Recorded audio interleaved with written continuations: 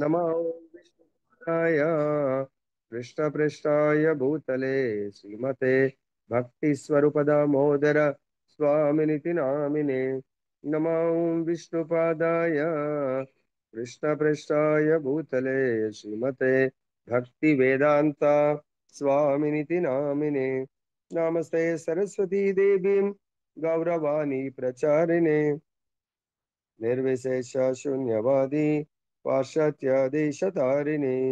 जय श्री कृष्ण चैतन्य प्रभु नित्यानंद श्री अद्वैत गदाधर श्रीवासदि गौर भक्त वृंद। हरे कृष्णा कृष्ण कृष्ण हरे हरे, हरे राम राम राम हरे हरे। जय बोलो ग्रंथराज श्रीमद् भागवतम की जय। श्री श्री राधा रमन लाल की जय। जगन्नाथ बलदेव सुभद्रा महारानी की जय। गौर नित्याय भगवान की जय। జగత్ గురు శ్రీ ప్రభుపాద की जय। ఈరోజు మనము ఈ 7 శ్లోకాల యొక్క సారాంశము దక్ష ప్రజాపతి యొక్క ఈ యజ్ఞం గురించి ఎవరైతే శ్రవణం చేస్తారో దానివల్ల ఫలితం ఏంటంటే సమస్త పాపముల నుండి మనము దూరులు కాగలుగుతారు. దక్ష ప్రజాపతి యొక్క యజ్ఞ శ్రవణం, ఆ యజ్ఞం ప్రారంభమైనప్పటి నుంచి ఇప్పటి వరకు, అంటే లాస్ట్ భగవంతుడి యొక్క బోధనల వరకు భగవంతుడు మనందరికీ చాలా చక్కగా బోధించారు. ఏ విధంగా ఆ, ఉండాలి, బ్రహ్మ శివ రుద్రాదులు, తర్వాత ఆ, శివ విష్ణు జీవుడు వీళ్ళందరి మధ్య సంబంధం ఏంటి, సో ఈ యజ్ఞం అనేది ఎందుకు సర్వ పాపముల నుంచి మనకు ముక్తి కలుగుతుంది అంటే ఇక్కడ చక్కగా అర్థం చేసుకోవాల్సిన విషయం ఏంటంటే, ముఖ్యంగా ఎక్కడ ప్రారంభమైంది? దక్షుడు యజ్ఞం చేయాలని ఎలా అనుకుంటాడు? దక్షుడికి ఆయన ఆధ్యాత్మికమైనటువంటి కార్యక్రమానికి, దేవతలు చేపట్టినటువంటి కార్యక్రమానికి దక్షుడు వెళ్ళినప్పుడు అక్కడ శివ భగవానుడు, శివుడు దక్షుణ్ణి చూసి ఆ గౌరవం, అంటే తన అల్లుడు కుమారుడు లాంటి వాడు, తనకంటే చాలా చిన్నవాడు అని ఆయన నేను ప్రజాపతిని అని భావిస్తాడు. కాబట్టి అక్కడ ఉన్న దేవతలందరూ కూడా ప్రజాపతి తర్వాత అందరికంటే సీనియర్ మోస్ట్, తర్వాత బ్రహ్మ కుమారుడు కాబట్టి అందరూ ఆయనకు రెస్పెక్ట్ చేసి లేచి నిలబడతారు. శివుడు మాత్రం లేవలేదు. కాకపోతే లేవకపోవడానికి అహంకారం కాదు, శివుడు తన ధ్యానంలో ఉన్నాడు కాబట్టి ధ్యానంలో ఉండి లేవలేకపోయాడు. మరి దాన్ని దక్షుడు ఏమనుకుంటాడు? ఈయన అహంకారి అంటే చూడండి, మన యొక్క అండర్స్టాండింగ్, మనం అర్థం చేసుకోవడంలో ఉంటుంది. సో మన లోపల ఒకవేళ నేను ఫలానా అనే అహంకారం నా లోపల ఉందనుకోండి, అదేమో అహంకారం అంటారు, మిథ్యాహంకారము. ఆ దక్షుడికి కూడా ఆ పదవి అనేది దేహానికి ఉన్న పదవి. ఆత్మకైతే జీవేర స్వరూపహై నిత్య కృష్ణదాస్, భగవంతుడి యొక్క సేవకుణ్ణి. శివుడు భగవంతుడి సేవకుల్లో పరమ సేవకుడు ఆయన. బ్రహ్మ కూడా ఉత్తమ సేవకుడు. మరి అలాంటప్పుడు ఉత్తమ సేవకుడు ముందడ నువ్వు న్యూన సేవకుడివే, నువ్వు వాళ్ళకంటే తక్కువ సేవకుడివే. అలాంటప్పుడు నువ్వు ఈ దేహంతో పోల్చుకొని నేను నా దేహం యొక్క డిసిగ్నేషన్ ఇది, నాకు రెస్పెక్ట్ చేయట్లేదు అంటున్నావంటే నువ్వు దేహాత్మ బుద్ధిలో ఉన్నట్టు. నువ్వు అహంకారం, మిథ్యాహంకారం, నేను దేహము అనే స్థితిలో నువ్వు ఉన్నావు. కానీ శివుడు అక్కడ ఆత్మ, ఆత్మానుభవ స్థితిలో చాలా టాప్ లెవెల్లో భగవంతుడి యొక్క సంబంధంలో చాలా టాప్ లెవెల్లో ఉన్నాడు, భగవంతుడి యొక్క సేవా సంబంధంలో. కాబట్టి ఎప్పుడైతే నీకు ఆ శివుడు రెస్పెక్ట్ చేయలేదు అని ఫీలింగ్ వచ్చిందో, నేను కూడా ప్రతీకారంగా శివుని కూడా ఇలాంటి అవమానం చేస్తాను అని నీ మనసులో వచ్చింది. ఇందాక మనకు అనుకున్నట్టుగా ఫలానా వాళ్ళు నిన్ను అవమానపరుస్తున్నారు అంటే నువ్వు ఎవరో దాన్ని ఇక్కడ దక్షుడు అపార్థం చేసుకున్నాడు. అక్కడ ఉన్న వాళ్ళు ఎవరు అపార్థం చేసుకోలేదే, బ్రహ్మ అపార్థం చేసుకోలేదు, దేవతలు ఎవరు అపార్థం చేసుకోలేరు. అంటే నీ బుద్ధి ఎట్లా ఉంటుందో నీ యాక్షన్, నీ ఆలోచన ఎట్లుంటది, నీ ఆలోచన ఎట్లుంటుందో నీ యాక్షన్ అలా ఉంటుంది. అర్థమైందా? కాబట్టి బుద్ధి ఎందుకు? బుద్ధి మనసుకు గైడ్ చేస్తుంది, మనసు ఇంద్రియాలకు గైడ్ చేస్తాయి, ఇంద్రియాలు యాక్షన్ రూపంలో బహిర్గతం అవుతాయి అన్నట్టు. మనం ఏదన్నా ఈ దేహంతో కర్మ చేయాలంటే ఇంద్రియాలేనే. మరి ఇంద్రియాలకు ఎక్కడి నుంచి వస్తాయి ఇన్స్ట్రక్షన్స్? మనసు నుంచి. మనసుకి ఎక్కడ? బుద్ధి నుంచి. కాబట్టి నీ బుద్ధి భ్రష్టు పట్టినప్పుడు నువ్వు ఏం చేస్తున్నావో కూడా నీకు తెలియదు, అవుట్ ఆఫ్ కంట్రోల్లో చేస్తూ ఉంటావు. ఒక తప్పు చేస్తే ఇంకో తప్పు, ఇంకో తప్పు చేస్తే ఇంకో తప్పు. ఎందుకు? నువ్వు రాంగ్ డైరెక్షన్ లో వెళ్ళిపోతా ఉన్నావు. నువ్వు రైట్ డైరెక్షన్ లో నిన్ను నడిపించడానికి నువ్వు ఎవ్వరికి అణిగిమణిగి ఉండట్లేదు, నువ్వు ఎవ్వరి షెల్టర్ లో లేవు.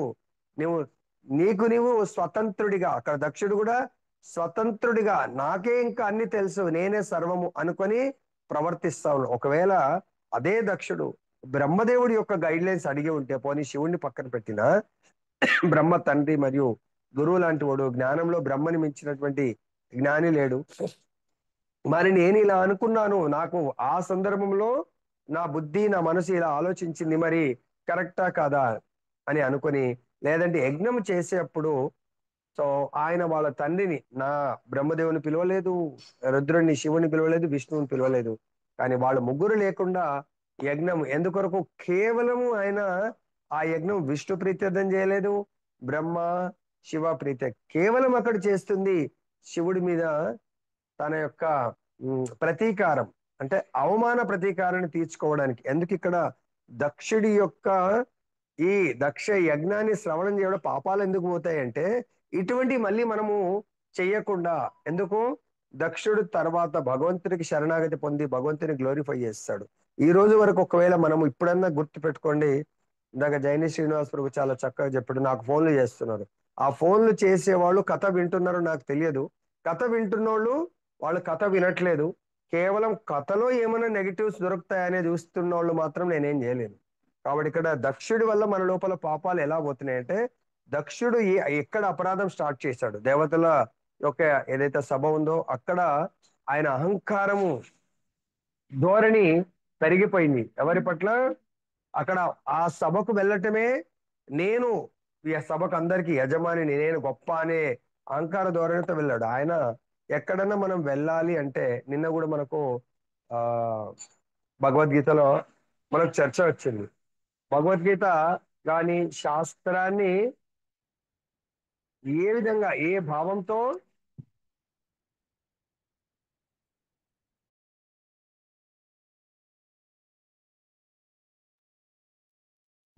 శాస్త్రాన్ని వినడానికి ఎటువంటి మనము భావంతో వెళ్ళాలి. నిన్న ఒక ఉత్తమ భక్తుడి గురించి ఆల్రెడీ చెప్పడం జరిగింది అనుకుంటున్నాను. జస్ట్ క్యాజువల్ గా ఆయనని చూడడానికి మనం కూడా అలానే చేస్తాం. సో మన గురువుల్ని, ఉత్తమ భక్తుల్ని జస్ట్ వాళ్ళకి ప్రణామం చేస్తే మనకు ఆశీర్వాదం వస్తుంది అనుకుంటాం. సో నిజమైన ఆశీర్వాదం గురువుల దగ్గర ఎప్పుడు కూడా శ్రవణం చేయడానికి కొరకు వెళ్ళాలి. ఉత్తమ ఉత్తమ భక్తికి సంబంధించినటువంటి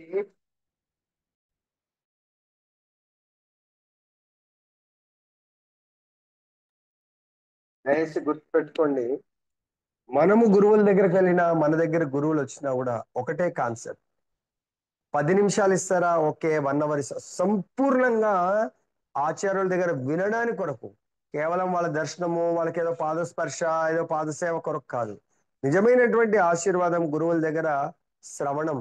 ఆల్రెడీ ఇంతకుముందు వినాయకుడికి అంత గొప్ప వరం ఎలా వచ్చింది? మొత్తం 33 కోట్ల దేవీ దేవతల మొదటి పూజ వినాయకుడికి ఎలా వచ్చింది? కేవలం నారదుడి దగ్గర వినడానికి సమయం కేటాయించడం వల్ల నారదుడు 33 కోట్ల దేవీ దేవతలందరికంటే కూడా అగ్ర పూజ చేసుకునేటువంటి వరాన్ని ఇస్తాడు. ఏ విధంగా? రామచంద్రుడి యొక్క కథామృతం చెప్పి, రామ అనే మంత్రం యొక్క ఆ, గొప్ప విలువని బోధించి, ఆ రామ అనే మంత్రానికి రాముడికి తేడా లేదు కాబట్టి రామ అనే మంత్రం చుట్టూ ప్రదక్షిణ చెయ్యు, నీకు 33 కోట్ల దేవీ దేవతల కంటే ముందు అగ్ర పూజ నీకు దొరుకుతుందని చెప్పడం జరిగింది. కాబట్టి మిగతా దేవతలు కూడా ఉన్నారు, వాళ్ళు నారదుని కలిస్తే మాకు ఎక్కడ రేస్ లో డిస్టర్బ్ అవుతాయని వాళ్ళు పరిగెడతా ఉన్నారు. కానీ వినాయకుడు నారద మహర్షి ద్వారా కథామృతం వినడానికి కొరకు ఆగిపోయాడు. ఎవరైతే ఉత్తమ భక్తుల ద్వారా మనల్ని ఉద్ధరించుకోవడానికి కథామృతం వినడానికి వెళ్ళాలా, వినడానికి మన దగ్గర పిలిపించుకోవాలే తప్ప వాళ్ళతో భౌతికమైనటువంటి కబుర్లు చెప్పడానికి కాదు. ఇక్కడ ఇంత ఆ దక్ష యజ్ఞం వల్ల మనకు సర్వ పాపాలు వెళ్ళిపోతాయంటే, ఆయన ఏం మిస్టేక్ చేశాడు మొదటగా, తర్వాత ఏ విధంగా రియలైజ్ అయ్యాడు? దక్షుడు సంవరింపబడ్డాడు, కానీ మళ్ళీ మేక తలను ఆయనకి అటాచ్ చేయడం వల్ల మేక తల, మేక బుద్ధి, మేక మనసు, దాంట్లో ఆయన రియలైజ్ అయిపోయాడు, అరే నా మిస్టేక్ ఏంటి. ఇంకా మళ్ళీ దానితో రియలైజ్ అవ్వడం వల్ల మళ్ళీ బ్రహ్మకు రెస్పెక్ట్ చేశాడు, శివుడికి రెస్పెక్ట్ చేశాడు, విష్ణువుకి రెస్పెక్ట్ చేశాడు. వచ్చిన బ్రాహ్మణులందరికీ రెస్పెక్ట్ చేస్తూ ఆ కార్యాన్ని సంపూర్ణంగా చేయడం జరిగింది. ఎట్లా? ఎంతో మంది బ్రాహ్మణులు అక్కడ బోధనలు చేశారు. శివుడు బోధన చేశాడు. బ్రహ్మ ఎవరిని? భగవంతుని గ్లోరిఫై చేయడం. అది విన్న తర్వాత తను కూడా ఆ భగవంతుని గ్లోరిఫై చేయడం జరిగింది. ఆ విధంగా ఎప్పుడైతే మనము భగవంతుని, భక్తులని ఎవరైతే గ్లోరిఫై చేస్తారో, ఆ గ్లోరిఫికేషన్ అంటే స్తుతి ఎవరైతే వింటారో సర్వ పాపాల నుంచి విముక్తులు అవ్వడం జరుగుతుంది. ఇక్కడ మైత్రేయుడు విదురుడితో చెప్తున్నారు, ప్రజాపతుల అధిపతియగు దక్షుడు ఆ విధంగా ఉపదేశితుడై విష్ణువుని అర్చించెను. అంటే ఇంతమంది ఉపదేశం, లాస్ట్ కు భగవంతుడి యొక్క ఉపదేశాలు విన్న తర్వాత అప్పుడు విష్ణువుని అర్చించడం ప్రారంభించాడు. యజ్ఞం ద్వారా ఆ దేవదేవుని అర్చించిన పిదప అతడు బ్రహ్మదేవుని, శివుని విడిగా పూజించెను. సరే, విడిగా పూజించను అంటున్నాడు. మొట్టమొదటిగా యజ్ఞం యొక్క పర్పస్, యజ్ఞుడు, యజ్ఞేశ్వరుడు, యజ్ఞ భోక్త, ఆయన ప్రీత్యర్థం అర్చించాడు. అర్చన అంటే మనము భగవంతుని మనమైతే మనకు సాక్షాత్ భగవంతుడు ఉండాడు కాబట్టి భగవంతుడి సేమ్ శ్రీ విగ్రహం, భగవంతుడి యొక్క రాధాకృష్ణుడు అనుకొని, గోపాల్ అనుకొని, జగన్నాథ్ అనుకొని ఆ భగవంతుని మనము సేవిస్తూ ఉంటాం. మొట్టమొదటిగా భగవంతునికి ఆ సేవించడం జరిగింది ఇక్కడ. తర్వాత అక్కడ ఫిజికల్ గా బ్రహ్మ శివుడు ఉండే కాబట్టి వాళ్ళని కూడా, వాళ్ళు అక్కడికి వచ్చి యజ్ఞంలో చీఫ్ గెస్ట్ లాగా వచ్చారు. భగవంతుడేమో యజ్ఞ యజమాని, వీళ్ళు వాళ్ళని కూడా సేవించడం జరిగింది. విష్ణు భగవానికి సమస్తమును అర్పించి, చూడండి అక్కడ ఇంకా సమస్తం విష్ణు భగవానుడికి అర్పించి అతని ప్రసాదమును దేవతలకు వితరణము కావించవలను. సో ఇది ఇప్పటికి కూడా పూరి జగన్నాథ్ లో ఆనవాయితీగా ఉంది. పూరి జగన్నాథ్ క్షేత్రంన ఈ ఆచారం ఇంకను అమల్లో ఉన్నది. జగన్నాథుని మందిరం చుట్టూ అనేక దేవతల ఆలయము కలవు. జగన్నాథుని ప్రసాదము ఆ దేవతలందరికీ వితరణ కావింపబడుచుండును. బగాలిన మూర్తికి విష్ణు ప్రసాదంతోనే అర్చనము జరుగుచుండును. అంతేగాక భువనేశ్వర్లోని ప్రముఖ శివాలయమునందును శివునకు విష్ణు ప్రసాదమే అంటే జగన్నాథ్ ప్రసాదం నైవేద్యం ఒసగబడుచుండును. ఇదే వైష్ణవ పద్ధతి. వైష్ణవుడైన వాడు చిన్న చీమను కూడా తృణీకరించడు. వారి వారి స్థితిని బట్టి ఎల్లరికి అతడు తగిన గౌరవం నొసగును. కానీ ఆ గౌరవం నొసగుట అనునది దేవదేవుడగు శ్రీకృష్ణుని సంబంధములోనే ఉండును. ఉన్నతుడగు భక్తుడు ప్రతి దాని అందును కృష్ణునితో గల సంబంధమును చూడగలుగును. దేనిని అతడు కృష్ణునికి పరముగా ఉన్నట్లు గాంచబోడు. అది ఏకత్వ దృష్టి. అంటే ఇక్కడ చూడండి, పూరి జగన్నాథ్ అన్నారు. మన గ్రూప్ లో మరి ఎంతమంది వెళ్ళారో తెలియదు. పూరి క్షేత్రము, పూరి క్షేత్రంలో ముఖ్యంగా గర్భగుడిలో ఎవరి విగ్రహం ఉంటుంది? అంటే విష్ణువునికి ఏది నైవేద్యంగా ఒసగబడునో అది ఏ శివునితో పాటు ఎల్లరకు ప్రసాదంగా ఒసగబడును. యజ్ఞశేషము దేవతలకు ఇతరులకు ఒసగబడునని శ్రీధర స్వామి కూడా ఇక్కడ బోధిస్తున్నారు. కాబట్టి దేవతలందరిలోకెల్లా టాప్ పొజిషన్ లో ఉండేది శివుడు, శివుడి తర్వాత బ్రహ్మ. కాబట్టి ఒకవేళ మీకు ఇంకా అటాచ్మెంట్ పోవట్లేదు ఉన్నది అంటే ఫస్ట్ రాధాకృష్ణుడికి అర్పించిన ప్రసాదాన్ని మాత్రమే అర్పించండి, దాని తర్వాత తీసుకోండి. అందరూ సేమ్ అని చెప్పేసి ఒకే రాధాకృష్ణుల పక్కకు గోపాల్ పక్కన పెట్టి నేను అర్పిస్తానంటే అది శివుడు కూడా కంఫర్టబుల్ ఫీల్ కాడు. ఆ విష్ణువుకి అయితే ప్రాబ్లం లేదు, కానీ మనకు అది ఒక క్రమమైనటువంటి పద్ధతి కాదు. ఎందుకంటే యజ్ఞం అర్పణ, భగవత్ ప్రసాదాన్ని అర్పించడం అంటే కూడా యజ్ఞమే. మరి యజ్ఞ పురుషుడు విష్ణువు కాబట్టి విష్ణువుడికి అర్పించి ప్రసాదంగా మాత్రమే మనము ఇతరులకు ఇవ్వాలి. నెక్స్ట్, ఎందుకంటే దీని గురించి ఇంతకు ముందు కూడా ఒక లీల చెప్పడం జరిగింది ప్రసాదం గురించి. మరి మీకు గుర్తుందో లేదో తెలియదు.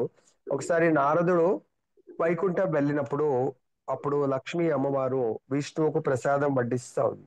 భగవంతుడు ప్రసాదం తీసుకుంటా ఉంటే నారదుడు వెళ్తాడు. అప్పుడు భగవంతుడు ఆ ప్లేట్ లోంచి తన స్వహస్తాలతో నారదుడికి ప్రసాదం ఇవ్వడం జరుగుతుంది.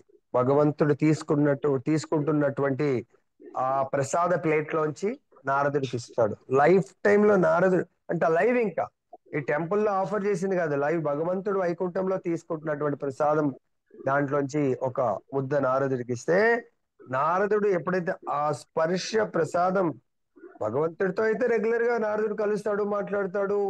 ఈవెన్ అప్పుడప్పుడు నా భగవంతుడే ఈ కలియుగంలో భగవంతుడు అవతరిస్తే నారదుడిని భగవంతుడు కూడా సేవిస్తా ఉంటాడు, ఎందుకంటే బ్రాహ్మణుడు ఋషి పుంగవుడు కాబట్టి. కానీ వైకుంఠంలో భగవంతుడు స్వయంగా ఉంటాడు కాబట్టి, సో అక్కడ నారదుడికి ప్రసాదంతో సేవించడం వల్ల ఆ ప్రసాద స్పర్శ జరగంగానే నారదుడి లోపల సో హై వోల్టేజ్ కరెంట్ వచ్చినట్టుగా హై వోల్టేజ్ డివోషన్ ఇంకా పొంగి పొర్లిపోతుంది. ఆ ప్రసాదం తీసుకొని ఆ ఆనందాన్ని ఇంకా తన యొక్క బంధుమిత్రులతో షేర్ చేసుకోవడానికి భగవంతుడి దగ్గర సెలవు తీసుకొని ఇమ్మీడియట్ గా తనకు డియర్ మోస్ట్ బంధువు ఎవరు, శివుడి దగ్గరికి వెళ్ళిపోతాడు. నారాయణాన్ని కీర్తన చేసుకుంటూ చాలా అద్భుతమైన కీర్తన చేసుకుంటూ వెళ్తే అప్పుడు శివుడు ఆ యొక్క ఆనందాన్ని చూసి నారదుడికి అడుగుతాడు, హే నారద, ఏంటి ఈ రోజు ఎప్పుడు లేనటువంటి ఆనందం వ్యక్తపరుస్తున్నావు అని అడిగితే నారదుడు అంటాడు, ప్రభు నా జీవితంలో మొట్టమొదటిసారిగా స్వయం భగవంతుడు తీసుకుంటున్నటువంటి ప్లేట్ లోంచి భగవంతుడే నాకు ప్రసాదం ఇవ్వడం జరిగింది అంటే అప్పుడు శివుడు చాలా ఆనందపడతాడు. అరే నా యొక్క సోదరుడు సోదరుడికి భగవత్ ప్రసాదం దొరికింది మరి. ఎందుకంటే వైష్ణవులు ఎప్పుడు కూడా ఇక్కడ కూడా చెప్తున్నారు, ఇతరులకు మేలు చేసేవారు, ఇతరులకు భక్తిని ప్రసాదించేవాళ్ళు, సో ఇతరుల బాగోగులు చూసేవాళ్ళు కాబట్టి, హే నారద మరి నాకు కూడా ఏమైనా ప్రసాదం తీసుకొచ్చావా అని అడుగుతాడు. అరే నేను నా జీవితంలో నేను ఫస్ట్ టైం భగవంతుడే స్వయంగా వడ్డిస్తున్నాడు కాబట్టి అది నేను డైరెక్ట్ తీసేసుకున్నాను, నేను తీసుకొని రాలేకపోయాను అని అంటాడు. అదే కొంచెం మరి నువ్వు భగవత్ ప్రసాదాన్ని 10 మందికి పంచాలి గాని నువ్వు ఒక్కడివి ఎలా తీసుకుంటావు, చూడు చూడు కొంచెం మనం ఉందేమో అంటే నాది అంటాడు, ప్రసాదం తీసుకొని చేయి కూడా కడుక్కొని వచ్చేసాను, ఎంగిల్ చేత్తో వెళ్ళకూడదు అని అంటాడు. శివుడు అంటాడు, లేదు లేదు, ఏదైనా నీ గోటిలో గాని ఎక్కడన్నా ఒక, ఎలా అయితే కృష్ణుడు ద్రౌపది ఆ దుర్వాసముని 10,000 శిష్యులను తీసుకొచ్చి నాకు ప్రసాదం రెడీ చేయమన్నప్పుడు అప్పటికి ఆ ద్రౌపది కూడా ప్రసాదం తీసేసుకుంటుంది, అందరికి పంచుతుంది, తీసుకుంటుంది. కండిషన్ అక్షయ పాత్ర ఏంటంటే ఒక్కసారి ద్రౌపది ప్రసాదం తీసుకుంటే ఇంకా దాంట్లోంచి ప్రసాదం రాదన్నట్టు. ఇక ఆ పరిస్థితిలో కృష్ణుడు ఒక్కడు మాత్రం ఏమైనా చేయగలుగుతాడని ఆ భగవంతుని హే వాసుదేవ్ ఆ కృష్ణ అని చెప్పేసి వేడుకోగానే భగవంతుడు స్వయం ప్రకటితం అవుతాడు. ఏంటమ్మా ఆ ద్రౌపది పిలిచామంటే, అవును ప్రభు, ఇది మా యొక్క ముందే అరణ్యాల్లో తిరుగుతా ఉన్నామంటే మాకు సంకటం మీద సంకటం, ఇలాంటి ఆపద వచ్చింది, మీరే కదా ఆపద బాంధవులు, మరి దీని నుంచి రక్షించండి అంటే భగవంతుడు అంటాడు, నాది ప్రతి రక్షణకు ఒక కండిషన్ ఉంటుంది, ఆ కండిషన్ అప్లై. మరి ఇప్పుడేంటి కండిషన్ ప్రభు అంటే, నాకు పత్రం పుష్పం ఫలం తోయం, ఏదన్నా కొంచెం నాకు సమర్పించండి, మిగతా అంతా ఈ ప్రపంచం అంతా కూడా సంతోషంగా ఉండేట్టుగా నేను చేస్తాను, ఆకలి దప్పికలు లేకుండా చేస్తాను. ఇప్పుడే కదా ప్రభుజీ నేను మొత్తం ప్రసాదం తీసుకొని కడిగేశాను, అసలు ఏం లేదు దాంట్లో అంటాడు. కృష్ణ అంటాడు, ఎక్కడైనా వెతుకు ద్రౌపది, దాంట్లో ఒక్క చిన్న గ్రెయిన్ ఉంటే కూడా చాలు, I will take care, don't worry. 10,000 కాదు కదా, 10 కోట్ల మందిని కూడా నేను కేర్ తీసుకుంటాను, ఒక్క గ్రెయిన్ ఉండాలా, నాకు సమర్పించాలా, వితౌట్ సమర్పణ నేను కూడా ఏం చేయలేను. అప్పుడు వెతికితే దాంట్లో ఒక పాలకూర చిన్న, దాన్ని ఏమంటారు, ఆకుకూరది చిన్న ఎక్కడో అతుక్కుపోయి ఉంటుంది, కడిగేటప్పుడు అది అలానే ఉండిపోయింది. అప్పుడు ఆ పాలకూర ఆకు కొంచెం తీసి భగవంతుడికి ప్రేమతో భక్తితో సమర్పిస్తుంది ద్రౌపది. ఎప్పుడైతే ఆ పాలకూర చిన్న ముక్క అలా భగవంతుడు స్వీకరిస్తాడో 10,000 శిష్యులు ఇంక్లూడింగ్ దుర్వాసముని కడుపు తబ్బిబ్బైపోతుంది, ఉబ్బిపోయిందంట మొత్తం.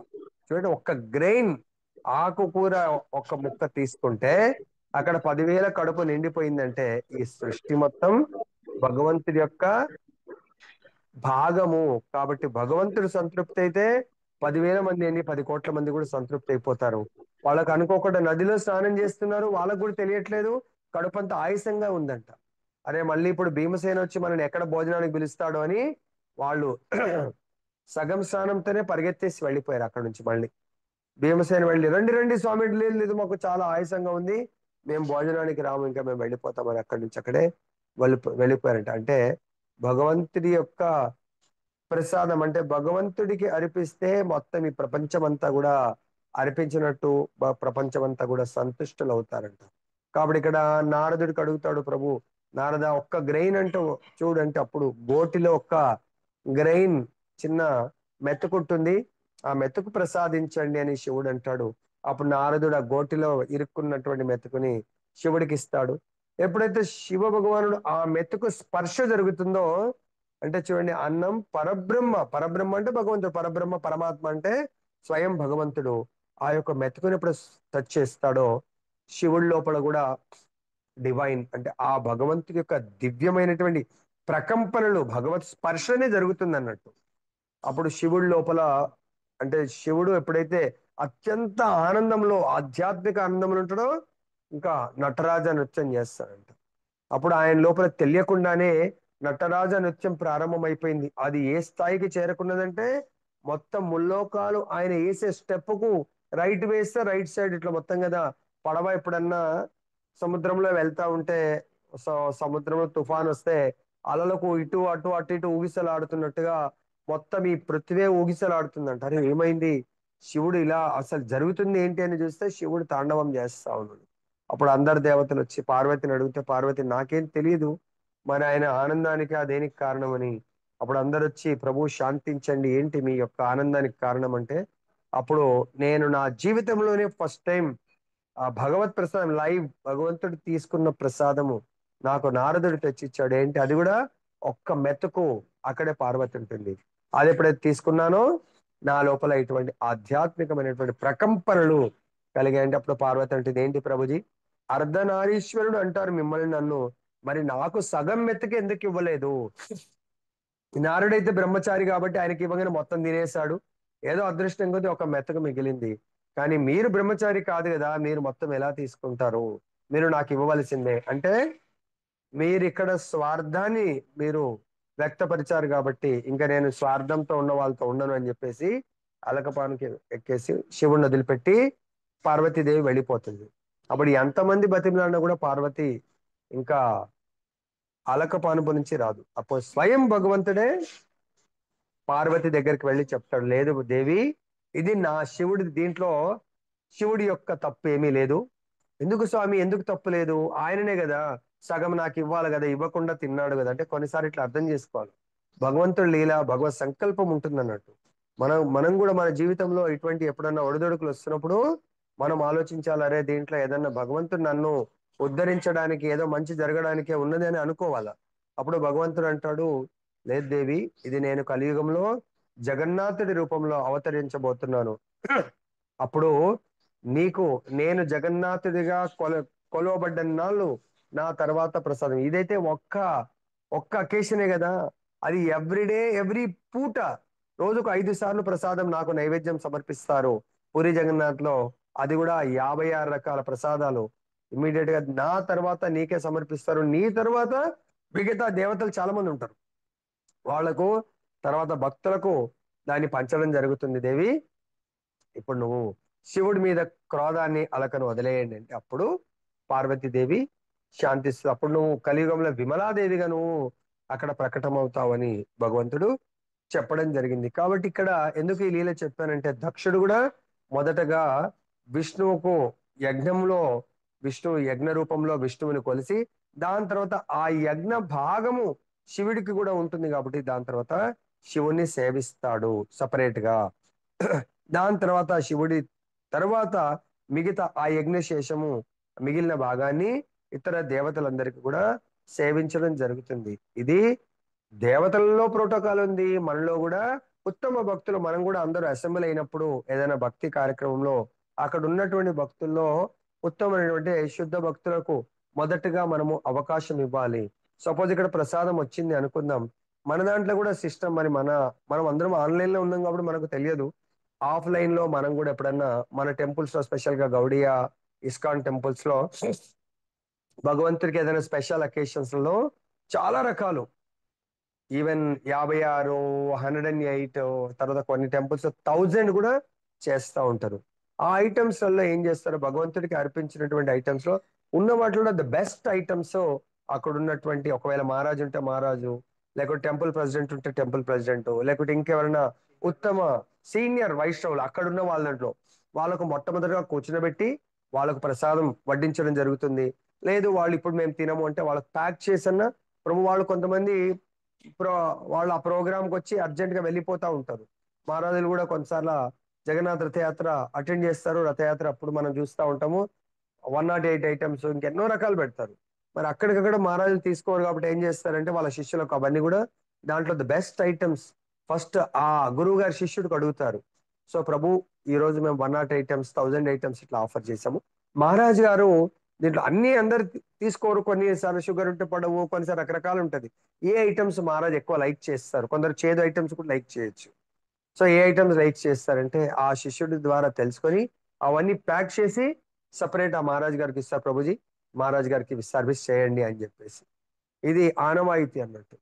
సో అదే విధంగా మన దాంట్లో ఈవెన్ గురు మహారాజుల యొక్క వ్యాస పూజ కూడా చేస్తారు. ఆ వ్యాస పూజ రోజు కూడా ఏం చేస్తారు? కేక్ తీసుకొస్తారు, 56 రకాల వంటలు కూడా తీసుకొస్తారు. భగవంతుడికి నైవేద్యం సమర్పించి అవన్నీ కూడా మళ్ళీ గురువు గారి ముందు పెడతారు అన్నట్టు. గురువు గారి ముందు పెడితే గురువు గారు ఏం చేస్తారు? దాంట్లో తనకి ఇష్టం ఉన్న ఐటమ్స్ ఒకటి రెండు నాలుగు ఏదో అవి తీసుకుంటారు. తర్వాత మళ్ళీ గురువు గారి చేతుల మీదుగా పంచడము, తర్వాత భక్తులందరూ కూడా ఆ రోజు పంచడం జరుగుతుంది. కొన్నిసార్లు ఆ మహారాజ్ తో పాటు ఇంకెవరైనా మహారాజులు వచ్చారనుకోండి, ఆ మహారాజ్ గారు ఆ తన కొలీగ్ మహారాజ్ తో కలిపి కేక్ కట్ చేసి తర్వాత లేదంటే మిగతా ప్రసాదాలను స్వీకరించడం, వాళ్ళకి సపరేట్ ఏదైనా గదిలో ఎలాగైతే శివుడికి యజ్ఞ భాగము, మనం కూడా యజ్ఞం అంటే భగవంతుడి యొక్క కార్యక్రమంలో మనం భగవంతుడికి రకరకాల ప్రసాదాలను మనము నైవేద్యం సమర్పిస్తాం. నైవేద్యం అంటేనే యజ్ఞము. మరి అక్కడ మరి ఎవరికి ఇవ్వాలా మరి ప్రసాదము? అక్కడ ఉన్నటువంటి ఇప్పుడు శివుడికి ఎలా ఇస్తున్నారు, తర్వాత బ్రహ్మ, తర్వాత దేవతలకు, తర్వాత భక్తులకు. అక్కడ ఉన్నటువంటి ఆ కార్యక్రమంలో ఉన్నటువంటి ఉత్తమ భక్తులకు మొదటగా ప్రసాదం సర్వీస్ చేయడం అనేది ఇది ఒక విధానము, పద్ధతి. అది లేకపోవడం వల్లనే కదా ఇదంతా కూడా జరిగింది. దక్షుడి యజ్ఞము విధ్వంసం జరగడానికి దక్షుడు మొదటగా ఎవరి యజ్ఞ భాగాన్ని వాళ్ళకి ఇవ్వలేదు. ఫస్ట్ యజ్ఞ పురుషుణ్ణి ఆహ్వానించలేదు. యజ్ఞ పురుషుడి తర్వాత నెక్స్ట్ ఆ యజ్ఞ భాగాన్ని, శేషాన్ని ఎవరికి ఇవ్వాలా? శివుడికి ఇవ్వాలా, బ్రహ్మకి ఇవ్వాలా? కానీ వాళ్ళని ఆహ్వానించలేదు కాబట్టి యజ్ఞం అంతా కూడా ధ్వంసమైంది. కాబట్టి మనం కూడా ఏదైనా తలపెట్టే కార్యక్రమము సక్సెస్ఫుల్ ఎప్పుడు అవుతుంది? చాలా బ్రహ్మాండంగా డెకరేషన్ చేసాము, బ్రహ్మాండంగా భగవంతుడు చేశాం ప్రభు, ఆష్ పాష్ చేశాము. కానీ ఆ కార్యక్రమంలో ఒకవేళ మనం అనుకుంటాం అక్కడైతే స్వయంగా భగవంతుడు విష్ణు ఉన్నాడు, ఇక్కడ ఏముంది ప్రభుజీ, భగవంతుడి విగ్రహం పెట్టుకున్నాము, చాలా బ్రహ్మాండంగా అలంకరించాము, బ్రహ్మాండంగా 56 రకాలు మేము వంటలు చేశాము. కానీ ఆ యజ్ఞ పురుషుని మీరు అనుకుంటాను ఆహ్వానించారు. కానీ ఆ యజ్ఞ శేషాన్ని మొదటగా ఎవరికి ఇవ్వాలా? ఎలాగైతే శివుడో ఆ విధంగా శివుడు భగవంతుడి యొక్క భక్తుల్లో చాలా ఉత్తమమైన భక్తుడు. వైష్ణవానాం యథాశంభు. మనం తలపెట్టేటువంటి కార్యంలో ఉత్తమ భక్తుల యొక్క ప్రజెన్స్ లేదనుకోండి, మీరు ఆలోచించండి, ఆ యజ్ఞం లాగా ఉంటుందా, ఉండదా అని ఆలోచించాలా. ఆ యజ్ఞ కార్యక్రమాన్ని ఉత్తమ భక్తుల సమక్షంలో, ఉట్టి సమక్షమే కాదు, ఉత్తమ భక్తుల్ని సేవించినప్పుడు ఆ యజ్ఞం సంపూర్ణం అవుతుంది. ఇక్కడ కూడా శివుణ్ణి మిగతా దేవతలను సంపూర్ణం చేసుకొని అప్పుడు ఏమంటున్నాడు? ఆ విధంగా దక్షుడి యజ్ఞం ద్వారా దేవదేవుని అర్చించి పూర్తిగా ధర్మపథంన స్థితుడయ్యను. అంతేగాక యజ్ఞములకు విచ్చేసిన దేవతలను అతని పుణ్యము వృద్ధి కాగలని దీవించి వెడలిరి. సపోజ్ మనం కూడా ఏదైనా కార్యం చేస్తున్నంటే అక్కడ దానికి వీలైతే మాక్సిమం ఉత్తమ భక్తుల యొక్క సమావేశంలో, ఉత్తమ భక్తుల యొక్క సమక్షంలో అది చేసినట్టు అవుతే వాళ్ళు సంతృప్తి చెంది మనని, మన యొక్క భక్తి ఆయుర ఆరోగ్యాల వృద్ధి కావాలని చెప్పేసి ఆశీర్వదించడం జరుగుతుంది. కానీ మనము ఆ ఉత్తమ భక్తుల పట్ల ఎన్విఎస్ తో కార్యక్రమాన్ని ఎందుకో కొన్నిసార్లు ట్రిక్స్ ప్లే చేస్తారు అన్నట్టు. ఉత్తమ భక్తులు ఒక యజ్ఞం పెడుతుంటే సేమ్ డేట్స్ లో మనం కూడా పెడతాం. ఎందుకు? పిలిచినా వాళ్ళు రారు. ఇది ఈర్ష్య అసూయతో చేసేటువంటిది. అటువంటి కుటిల బుద్ధి మన లోపల ఉందంటే ఆ యజ్ఞం, దక్షుడి యొక్క యజ్ఞం ఎట్లా ఫెయిల్ అయిందో మనది కూడా దక్షుడు కూడా చాలా ఆష్ పాష్ అరేంజ్ చేస్తాడు. అరేంజ్మెంట్ లో కొదవ లేకుండా మొట్టమొదటిగా. కానీ ఆ అరేంజ్మెంట్ ని స్వీకరించడానికి విష్ణువునే పిలవలేదు, బ్రహ్మను పిలవలేదు, శివుని పిలవలేదు. మన యజ్ఞం ఎలా సక్సెస్ అవుతుందండి? అటువంటిది మళ్ళీ సతీదేవి, ఆమెనే ఆదిశక్తి, అటువంటి శక్తిని కూడా పిలవలేదు. మరి నా శక్తి లేదు, భగవంతుడి భక్తులు లేనప్పుడు ప్రోగ్రామ్ అంతా కూడా ఫెయిల్యూర్. కాబట్టి మనం కూడా చిన్న ప్రోగ్రాం చేసిన ఆ రోజు ఉత్తమ భక్తులు ఉంటే ప్రోగ్రాం చెయ్యండి, లేదా వాళ్ళ యొక్క సమయాన్ని తీసుకోండి. ప్రభు, మరి ఏ సమయం ద బెస్ట్ యజ్ఞాని కొరకు, మేము తలపెట్టే కార్యం కొరకు.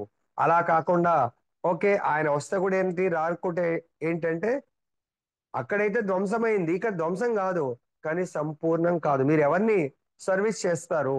మనం అట్లా కాల్పనిక ఓకే బాగానే జరిగింది అనుకుంటాం, కానీ ఉత్తమ భక్తులు లేనటువంటి ప్రోగ్రాం అది అంత సక్సెస్ఫుల్ గా ఉండదు. దక్షుడు ధర్మపథమును మిగుల పురోగతి పడిసిన వాడే అయినను దేవతల దీవెనకై అర్థించరు. చూడండి, దక్షుడు ప్రజాపతి అయినా కూడా దేవతల యొక్క దీవెనకై అర్థించండి, నన్ను ఆశీర్వదించండి అని చెప్పేసి. ఆ విధంగా దక్ష యజ్ఞము శాంతి సామరస్యములతో ముగిసింది. ఇది పర్ఫెక్ట్ అండి. మన ఇంట్లో గాని మనం ఎక్కడ ప్రోగ్రామ్ చేస్తే ప్రతి ఒక్కరిని ఆశీర్వదించమని ఆ యజ్ఞాన్ని నిర్వహించినటువంటి లేదా ఆ కార్యక్రమాన్ని నిర్వహించినటువంటి వాళ్ళు ప్రతి ఒక్కరికి ఆ ముఖలిత హస్తాలతో అంటే చేతులు జోడించి వాళ్ళని వేడుకోవాలి, ప్రభుజీ చల్లగా ఆశీర్వదించండి మమ్మల్ని భక్తి మార్గంలో పురోగతి చెందడానికి కొరకు. నెక్స్ట్ చెప్తున్నారు మైత్రేయుడు, ఇంకా చెప్తున్నారు విదురుడితో, దక్షిణ నుండి లభించిన దేహమును త్యజించిన పిమ్మట దాక్షాయిని. నెక్స్ట్ ఏం జరిగింది? హిమవంతునికి జన్మించిన నేను వింటిని. మేనా తనయగా ఆమె జన్మించిన ఆ వృత్తాంతమును నేను ప్రామాణిక మూలమును శ్రవణము చేసి తిని. హిమవంతుని భార్యకు మేనక అని తెలవబడింది. కాబట్టి ఇక్కడ ఈ దక్ష యజ్ఞం ఎప్పుడైతే సమాప్తం అయిపోయిందో ఇంకా అప్పుడు ఆ దాక్షాయిని లేదా సతీదేవి కూడా సంతృప్తి చెంది తను హిమవంతుని యొక్క భార్య అయినటువంటి మేన గర్భంలో ఆమె ఎంటర్ అయింది, మళ్ళీ జన్మ తీసుకుంటుంది ఇక్కడ. లేదా ఎప్పటి వరకు ఇది యజ్ఞం సక్సెస్ కాలేదో అప్పటి వరకు అది మొత్తం చిందరవందరంగా, సో అది అష్టవ్యష్టంగా ఉండడం జరిగింది. నూతన సృష్టి సమయమున భగవానుని వివిధ శక్తులు పనిచేయు రీతి దాక్షాయనిగా సతీదేవి తెలియబడు అంబిక అంటే దుర్గాదేవి తిరిగి శివునే భర్తగా పొందింది. కాబట్టి సతిగా ఉన్నప్పుడు శివుడే భర్త, ఆమె మళ్ళీ నూతన జన్మ ఎప్పుడైతే తీసుకుందో అంబిక అంటే దుర్గాదేవి ఆర్ హిమవంతుని యొక్క కూతురిగా దేని కొరకు జన్మ తీసుకున్నది? శివుని తిరిగి భర్తగా పొందడానికి మాత్రమే.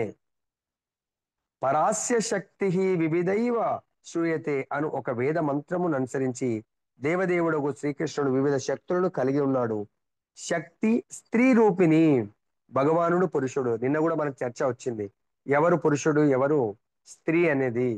ఇక్కడ భగవంతుడు ఒక్కడే పురుషుడు, మిగతా అందరూ కూడా స్త్రీ రూపిణులు. అందు గురించే మనందరినీ కూడా భగవంతుడికి పొద్దున మా శంకర్ ప్రభు నామామృతంలో చాలా చక్కగా చెప్పారు.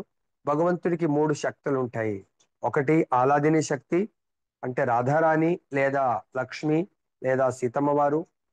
బహిరంగ శక్తి ఎవరు? భగవంతుడి శక్తి. ఇక్కడ అంబా దుర్గా ఏమని అనుకోరు, భగవంతుడి శక్తే. కాబట్టి ఆ బహిరంగ శక్తి ఏం చేస్తుంది? ఈ భౌతిక ప్రపంచాన్ని భగవత్ ఆదేశానుసారము పాలిస్తూ ఉంటుంది, పరిపాలన చేస్తూ ఉంటుంది. తర్వాత తటస్థ శక్తి ఎవరు? మనందరం, జీవులందరం. మరి జీవులందరూ ఎక్కడ ఉంటారు? ఐదర్ భగవంతుడి యొక్క భౌతిక ప్రకృతిలో అన్న ఉంటారు లేదా ఆధ్యాత్మిక ప్రకృతిలో అన్న ఉంటారు.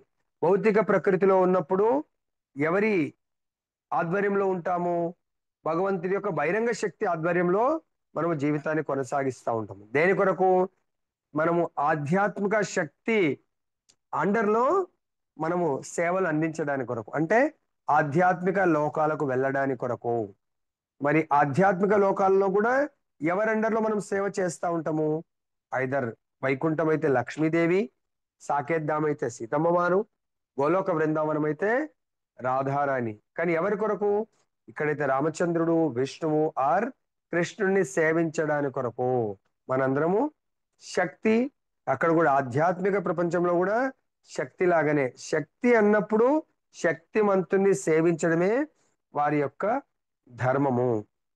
పరమ పురుషుని అధ్యక్షతన సేవా కార్యమును అనుసరించుటే స్త్రీ స్వరూపిణి బాధ్యత. కాబట్టి ఇక్కడ స్త్రీ అన్నప్పుడు శక్తి యొక్క బాధ్యత, పరమ పురుషుడు ఆ దేవదేవుణ్ణి సేవించడం తప్ప ఇంకొకటి ఏముండదు. మనము నిత్యము నిరంతరము భగవంతుణ్ణి సేవించడమే. భగవద్గీత యందు తెలపబడినట్లు జీవులందరూ భగవానుని తటస్థ శక్తి స్వరూపులు కనుక ఆ పురుషుని సేవించటే వారి బాధ్యత, ధర్మము. కాబట్టి మనకు కూడా ఇక్కడ భగవంతుణ్ణి సేవించడం తప్ప జీవుడికి ఇంకొక ఆ కార్యమే లేదు. అందుగురించే భగవంతుడు చైతన్య చరితామృతంలో ఏం చెప్తారు? జీవుడి యొక్క స్వరూపము, జీవేర స్వరూప జీవుడి యొక్క స్వరూప హయ నిత్య కృష్ణదాస్, నిత్యము కృష్ణుడి యొక్క దాసుడు జీవుడు. ఇంకా వేరే డిసిగ్నేషన్ లేదు, బాస్ లేదు జీవుడికి. తటస్థ భౌతిక శక్తులు రెండిటికిని దుర్గాదేవి భౌతిక జగమున ప్రతినిధి కాగా శివుడు పరమ పురుషుని ప్రతినిధి అయి ఉన్నాడు. చూడండి, ఇద్దరు కూడా ప్రతినిధులే. దుర్గాదేవి తటస్థ మరియు భౌతిక శక్తులు రెండింటికి కూడా, దుర్గాదేవి భౌతిక ప్రతినిధి, వీళ్ళిద్దరికి కూడా ప్రతినిధి. భగవంతుడి యొక్క ప్రతినిధి శివుడు. శివుడు మరియు అంబిక నడుమగల సంబంధము శాశ్వతమైంది. శివుని తప్ప వేరెవ్వరిని సతీదేవి భర్తగా అంగీకరించలేదు.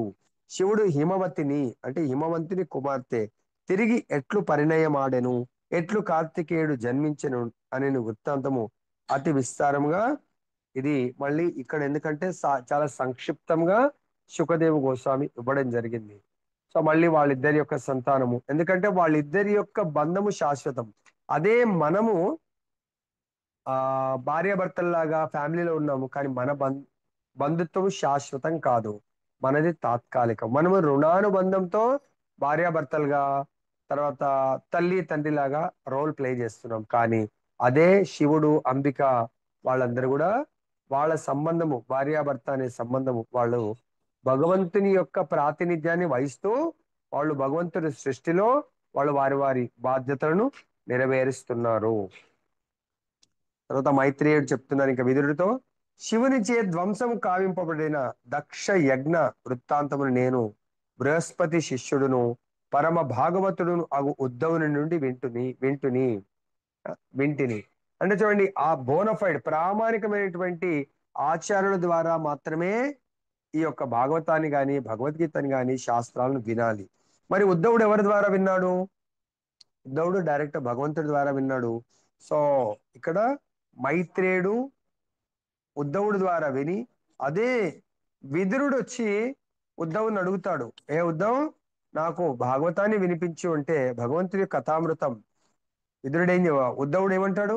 లేదు లేదు, నీకు నేను వినిపించలేను, ఆల్రెడీ నేను ఆ మైత్రేయ మునికి వినిపించడం జరిగింది, నువ్వు మైత్రేయ ముని ద్వారా వినండి. ఎందుకు అలా అన్నాడు? ఉద్ధవుడి కంటే విదురుడు ఏజ్ లో పెద్దవాడు, తర్వాత ఆ జ్ఞానంలో కూడా చాలా జ్ఞానం ఉన్నవాడు. కాబట్టి ఆయన ఒక ఋషి ముని దగ్గర వింటే చాలా, మళ్ళీ బంధువు కాబట్టి నువ్వు మైత్రేయుడి దగ్గర వినండి అని చెప్తున్నాడు. ఇక్కడ మైత్రేయ ముని, ఆయన గొప్ప ముని, కానీ ఎందుకు ఆయన ఒక స్పెషల్ గా ఒక పదాన్ని యూజ్ చేశాడు? బృహస్పతి శిష్యుడు. ఉద్ధవుడు అంటే మామూలుగా మనం ఏమనుకుంటాము? కృష్ణుడి యొక్క సఖ, కృష్ణుడి యొక్క ఫ్రెండ్ లేదా రిలేటివ్ అనుకుంటాం. అరే మరి కృష్ణుడు, వీళ్ళు క్షత్రియులు కదా, ఒక ఉత్తమ బ్రాహ్మణోత్తముడు, ఒక అంటే ఒక ఉత్తమ భక్తుడు ఉద్ధవుడి దగ్గర వినడం ఏంటి అని అనుకోవచ్చు. కానీ ఉద్ధవుడి దగ్గర ఉన్న క్వాలిఫికేషన్ ఏంటి? ఆయన ఎవరి శిష్యుడు? బృహస్పతి శిష్యుడు. కాబట్టి ఆయన జ్ఞానంలో చాలా ఉత్తమమైనటువంటి జ్ఞాని. సో జ్ఞానం ఉన్నప్పుడు ఉద్ధవుణ్ణి చాలా గొప్ప జ్ఞానిగా భగవంతుడే చెప్తాడు. కానీ గొప్ప జ్ఞాని గొప్ప భక్తుడు కాలేడు. ఎప్పటి వరకు కాలేడు? భగవంతుడికి సంపూర్ణ శరణాగతితో భక్తి చేయనప్పటి వరకు కాలేడు. కాబట్టి మరి ఈయన లోపల ఉన్నటువంటి జ్ఞాన అహంకారాన్ని తగ్గించడానికి కృష్ణుడు ఏ లీల చేస్తాడు? ఉద్ధవుణ్ణి బృందావనికి పంపిస్తాడు డైరెక్ట్. నీకు జ్ఞానము, నువ్వు చాలా అహంకారి ఉన్నావు, నీకు భక్తి లేదు అంటే ఉత్తమమైనటువంటి అంటే భగవంతుడు ఏదైనా కూడా లీల ద్వారా, ఇప్పుడు డైరెక్ట్ ఉద్ధవుడి లోపల జ్ఞానం యొక్క అహంకారం ఉంటది అన్నట్టు. మరి దాన్ని తొలగించాలి ఎట్లా? ఉద్ధవ్, నీ దగ్గర చాలా అహంకారం ఉంది, నువ్వు అహంకారాన్ని తగ్గించుకుంటే తగ్గించుకుంటాడా? లేదు. కాబట్టి తన దగ్గర ఉన్నటువంటి జ్ఞానము ఎందుకు పనికి రాదు అని కేవలం బృందావనంలో ఉన్నటువంటి గోపికల దగ్గరికి పంపిస్తాడు. ఎప్పుడైతే గోపికలు భగవంతుడి గురించి వాళ్ళ యొక్క ప్రేమని ఆ కథామృతం ద్వారా ఉద్ధవుడికి వివరిస్తారో, ఉద్ధవుడి లోపల జ్ఞానోదయం కలుగుతుంది. ఇంతవరకు నేను జ్ఞాని అని అనుకున్నాను కానీ నా లోపల అంధకారమే ఉంది, కానీ జ్ఞానము లేదు, నిజమైనటువంటి జ్ఞానము గోపికల దగ్గర ఉంది భగవద్ జ్ఞానము అని అప్పుడు ఆయన వచ్చి సో తన లోపల ఆ మార్పు చూసి తిరిగి ద్వారక వచ్చినప్పుడు కృష్ణుడు గట్టిగా ఆలింగనం చేసుకుంటూ ఆయన ఫేస్ గాని ఆయన శరీర కాంతి గాని దేదీప్యమానంగా మారిపోయింది. అంతకుముందు జ్ఞానముతో కాంతిహీనంగా ఉండింది ఉద్ధవుడి యొక్క ఈ ముఖ వర్చస్సు గాని దేహము గాని. అరే ఇదేంటి ప్రభుజీ, జ్ఞానముతో వెలగాలి గాని జ్ఞానముతో అంటే జ్ఞానముతో మనము ఆ భగవంతుడికి దగ్గరగాము, భగవంతుడి యొక్క బ్రహ్మజ్యోతికి మనము నిరాకార బ్రహ్మానికి దగ్గర అవుతాం కానీ భగవంతుడికి దగ్గర కాము. కాబట్టి ఇక్కడ మనం ఏం అర్థం చేసుకోవాలంటే మనము జ్ఞానముతో భక్తి, జ్ఞానముతో వైరాగ్యము తోడైనప్పుడు అప్పుడు నిజమైనటువంటి భక్తిని మనము చేయగలుగుతాము. కాబట్టి ఇక్కడ మనము బృహస్పతి శిష్యుడని స్పెషల్ గా మైత్రేయుడు విదురుడితో ఎందుకు చెప్తున్నా అంటే నేను కూడా విన్నది పరమ భాగవతుడు. ఉద్ధవుడు ఎవరు? పరమ భాగవతుడు. కాబట్టి అటువంటి పరమ భాగవతుడి దగ్గర నేను విన్నాను. ఇప్పుడు నీకు చెప్తుంది కూడా ప్రాపర్ ఆథరైజ్డ్ సోర్స్. నేను చెప్తే ఏదో నా సొంత ఆ ఊహలు, నా సొంత కాల్పనికం కాదు అని చెప్పడానికి ఆ విధంగా వివరిస్తున్నారు. దాని తర్వాత మైత్రేయ ముని ఫైనల్ కన్క్లూజన్ ఏం చేస్తున్నాడంటే, ఓ కురునందన, దేవదేవుడవు విష్ణు సమక్షమున నిర్వహింపబడిన దక్ష యజ్ఞ వృత్తాంతమును శ్రద్ధాభక్తులతో శ్రవణం చేసి కీర్తించువాడు ఇహ సంసారమునందలి సమస్త పాపముల నుండి నిక్కముగా దూరుడు కాగలడు.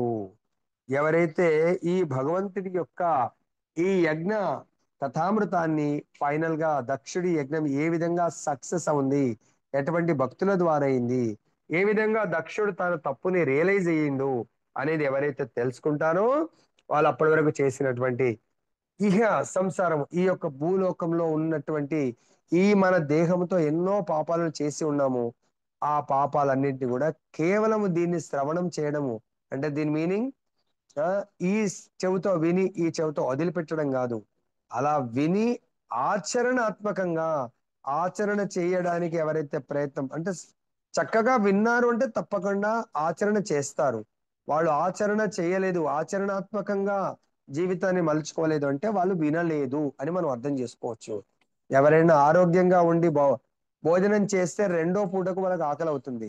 రెండో పూటకు ఆకలి అవ్వలేదు అంటే వాళ్ళు ఆరోగ్యంగా లేదు. మనం కూడా ఈరోజు ఆధ్యాత్మికమైనటువంటి భోజనం అంటే శ్రవణం చేశాము అంటే మనం ఇమ్మీడియట్ గా మన ఇంద్రియాలు ఆ శ్రవణానికి అనుగుణంగా రియాక్ట్ అవ్వాలా. రియాక్ట్ కాలేదు అంటే మన శ్రవణంలో లోపం ఉంది. जय बोलो ग्रंथराज श्रीमद् भागवतम की जय। श्री श्री राधा रमन लाल की जय। जगन्नाथ बलदेव सुभद्रा महारानी की जय। गौर निताय भगवान की जय। जगत गुरु श्री प्रभुपाद की जय। श्री श्रीपाद गुरु महाराज की जय।